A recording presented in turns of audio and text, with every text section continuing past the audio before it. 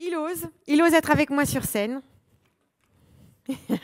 Monsieur Jean-Pierre Le Tartre, président de Ernst & Young France. Avec lui, il faudrait oser la déréglementation. Là. Eh ben super. Bonsoir à tous. Alors, monsieur Le Tartre. Vous me posez des questions. Hein. Ah bah oui, je reste avec vous. C'est quoi oser pour vous? J'ai plus de chance que mes prédécesseurs, monsieur le Président. Ben, c'est de la discrimination. Ouais. Ça commence aussi ici. Alors, c'est quoi oser pour vous?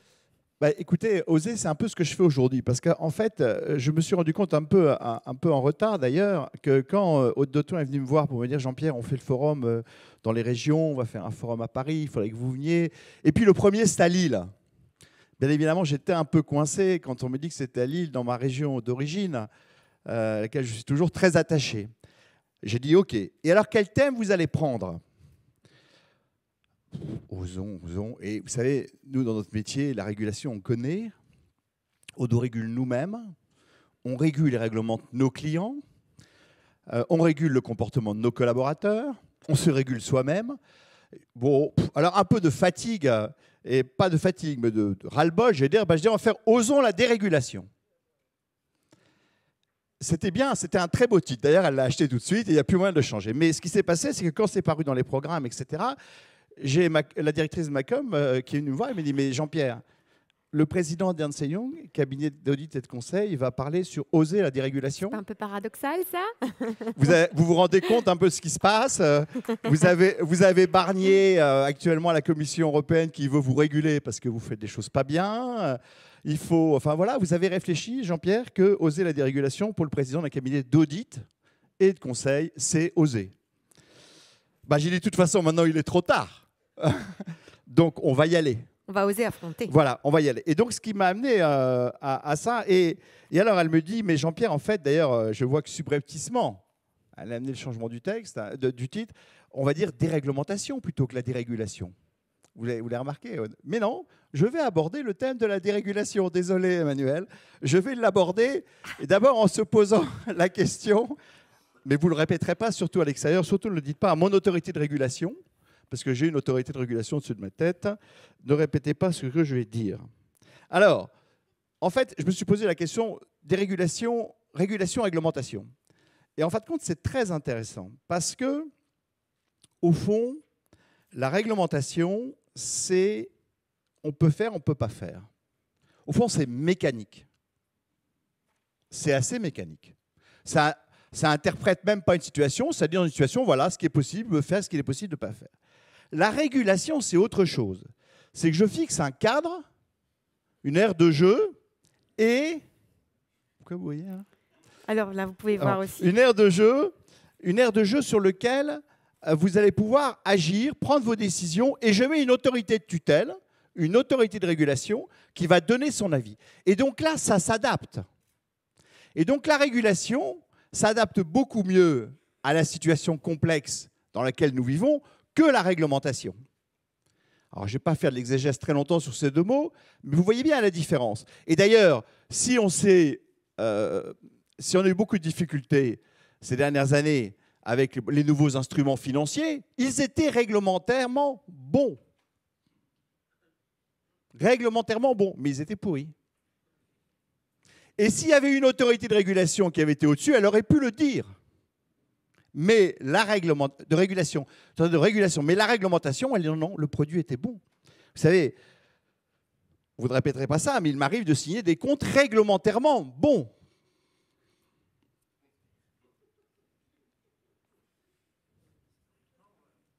Voilà, je ne veux pas plus loin. 3 petits points. Donc si vous voulez, je pense que ceci est important, donc cette différence entre réglementation et régulation. Alors, si je vais un peu plus loin, encore une seconde, sur la régulation, la question pour que ça marche, c'est, je vous disais, il faut une autorité de régulation. Et il y en a dans les médias, on les connaît, dans le domaine de l'audit, il y a le H3C, dans beaucoup de domaines, il y a des autorités de régulation. La question, c'est qu'il faut qu'elles aient un réel pouvoir. Il faut qu'elles soient compétentes et bien sûr indépendantes. Et là se pose tout de suite une question qui est malheureusement assez souvent le cas dans notre pays, c'est qu'on veut surtout des gens indépendants. Ils sont tellement indépendants qu'ils ne sont plus compétents. Et donc, il faut trouver le bon mix entre compétence et indépendance. Vous savez, il faut de l'indépendance et l'indépendance. Donc, on met des gens complètement indépendants qui n'y connaissent rien et qui régulent. Non, il faut des gens qui connaissent les sujets, qui ont cet esprit d'indépendance. Parce que l'indépendance, c'est d'abord un esprit d'indépendance avant d'être cocher la case si vous êtes là, là, là, et là, vous n'avez pas le droit d'être là et là. Donc, c'est d'abord un esprit et c'est du pouvoir, c'est-à-dire le pouvoir de sanctionner. Et le pouvoir de dire, oui, ça c'est bien, mais ça non. Vous ne pouviez pas faire ça. Vous ne pouviez pas sortir ces produits pourris, ce n'est pas bon. Et ça s'applique, et vous les retirez. Donc, il faut des vraies autorités de régulation. Et quand on voit d'ailleurs, ça serait intéressant de comparer les États-Unis et la France, par exemple. Hein, il y a certaines autorités de régulation aux États-Unis qui sont craintes. Et où, au fond, on va exposer des sujets avant. Est-ce que vous pensez que je peux faire ça? Et l'autorité de régulation donne des conseils, et qui sont très compétentes. Donc voilà, réglementation, régulation. Donc moi, je suis pour une régulation avec une autorité compétente. Je suis bien entendu pour une certaine réglementation, parce qu'il faut un minimum de réglementation, mais pas un excès comme on connaît beaucoup aujourd'hui, où on mélange réglementation et régulation, et on fait beaucoup de réglementation, et on rajoute une régulation incompétente au-dessus de la réglementation, qui ne voit pas la complexité des situations et qui passe à côté des sujets. Donc, voilà. Vous en tirez bien quand même. Bien, vous avez vu, Bon. Alors, ceci dit, quand on regarde ce qui se passe dans notre pays, si je voulais, j'ai pris quelques exemples d'ailleurs qui sont quand même assez effrayants. Bon, on a une inflation. Enfin, je veux dire, l'inflation de réglementation, si j'ai une réglementation, est absolument effrayante dans notre pays, conjuguée à une folie réglementaire européenne qui s'ajoute, qui ne se soustrait jamais ou difficilement. Et qui amène effectivement des situations tout à fait... alors, j'ai pris deux exemples qui assez intéressants, peut-être que vous connaissez moins. Vous savez, par exemple, qu'en moyenne, on a calculé le temps pour monter un investissement industriel en France versus l'Allemagne. Le temps moyen. 18 mois en France, pour un investisseur étranger, 6 mois en Allemagne. Le coût de la construction en France, tout compris, avec les réglementations, 30% plus cher qu'en Allemagne. Si vous lisez l'excellent livre de M. Poitrinal, il vous dira, par exemple, il vous dit le code de l'urbanisme faisait, parce qu'on cite souvent le code du travail, je vous cite le code de l'urbanisme, mais celui-là, je ne vous le cite pas parce que vous le connaissez, le code du travail. En 1992, 1138 pages, en 2011, 3031 pages, il y a ce rythme-là, en 2050, il y a 7000 pages. Donc on a effectivement, si vous prenez BAL 3, on parle souvent de BAL 3, je ne vais pas rentrer dans un débat technique, mais la question de BAL 3 est intéressante. En fin de compte, BAL 3, ça consiste à donner plus de règlements et donc de diminuer la régulation. Eh bien, ça va bloquer le système, parce que justement, on réglemente plus qu'on ne régule. Donc vous voyez bien que moi, je suis pour une régulation qui soit bien entendu au minimum européenne, parce que le danger, c'est d'avoir des régulations qui sont par pays et qui permettent effectivement aux acteurs de jouer, parce qu'on l'a vu ce soir, les différentes personnes qui sont intervenues ont bien montré qu'au fond, la création de richesse, le développement, la création d'emplois, elle a besoin d'un environnement relativement souple et qui permet aux gens d'agir et qui ne soit pas à la fois sans arrêt pris dans la complexité et de la réglementation ou de la régulation inefficace. Alors Jean-Pierre, oui. Je m'arrêtais là. Oui, parce que je vous ai posé une question au début à laquelle vous n'avez pas répondu, parce que vous êtes parti dans votre élan. Oui, parce que je voulais... Voilà. Donc c'est quoi je voulais montrer que je n'avais pas du tout lu ce qu'ils avaient préparé, c'est pour ça. Ah oui. Il y a un petit compte à régler après. Oui. Bon, en tout cas, voilà. Oser, il y avait un très joli... on nous a projeté sur l'écran quelque chose que vous avez bien préparé aussi. Ah oui, ça c'est préparé. Et qui me plaît bien aussi. Ah alors, oui, parce qu'on m'a dit que c'est la règle. Il faut donner les noms qui sont... Alors, oser, O comme origine, ça c'est sûr, parce que je pense qu'on a tous nos origines. Moi, c'est mes origines ici, et même si je travaille à Paris, chacun sait que j'adore cette région et qu'au fond, se rappeler ses origines, ça me paraît essentiel. C'est ce qui fait le squelette, en fait. C'est ce qui fait... Voilà, le squelette de la personnalité. Est-ce comme Sion, parce que surtout en ce moment, il faut encore plus, je dirais, creuser à partir de ses origines.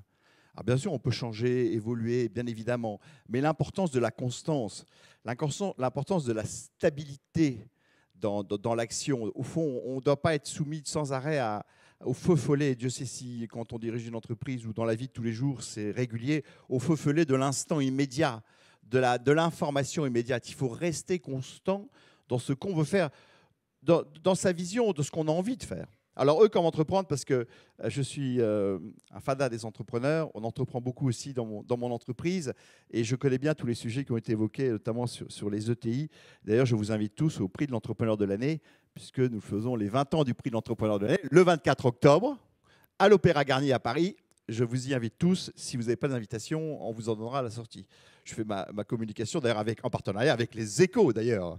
Je ne voudrais pas l'oublier. Et R comme rêver, parce qu'heureusement qu'il faut rêver.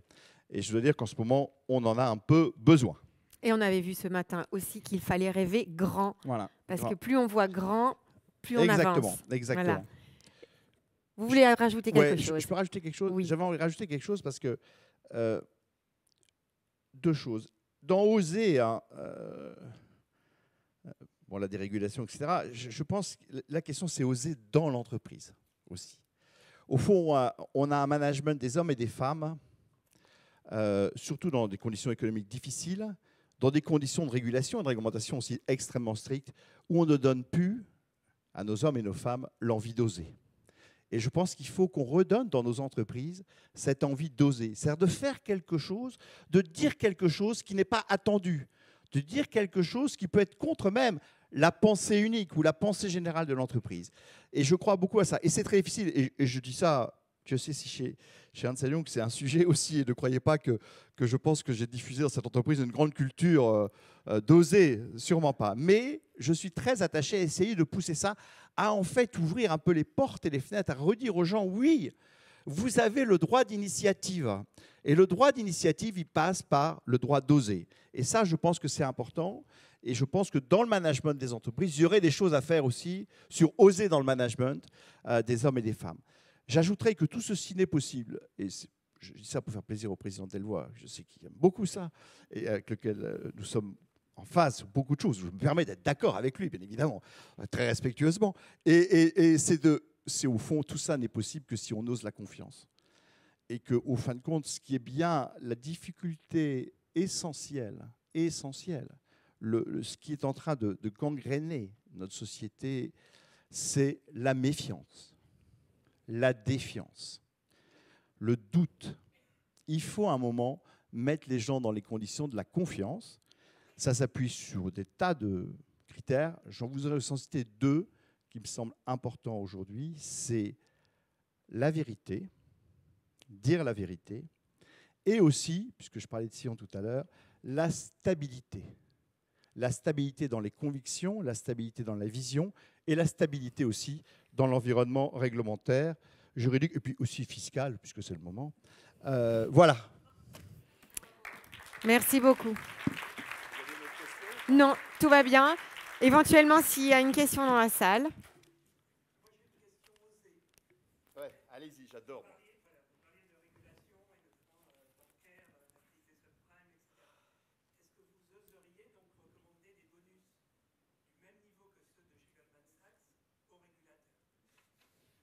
À donner aux régulateurs. Le micro.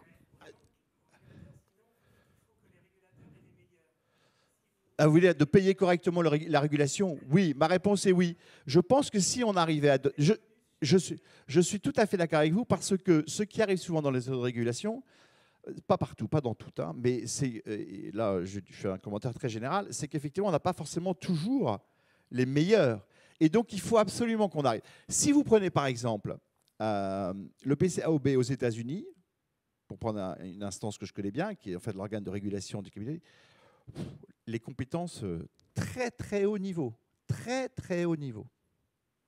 Et donc la SEC, très très haut niveau. Et donc il faut les meilleurs, enfin parmi les meilleurs, pour justement d'abord être reconnus dans l'autorité qu'ils ont, pour qu'ils aient cette autorité. Et donc je pense, alors la France a fait des progrès dans ces domaines-là, je dis ça si j'aime bien, dans ces autorités de régulation, mais on doit encore faire, et effectivement, la question de la rémunération est un enjeu. Et donc si on veut une vraie autorité de régulation, il faut savoir la payer. J'avais envie de dire, et ce n'est pas un discours populiste que je vais faire, je pense que c'est comme pour les hommes politiques, si on veut de bons hommes politiques, il faut aussi les payer correctement. journaliste. À bon entendeur. D'autres oui.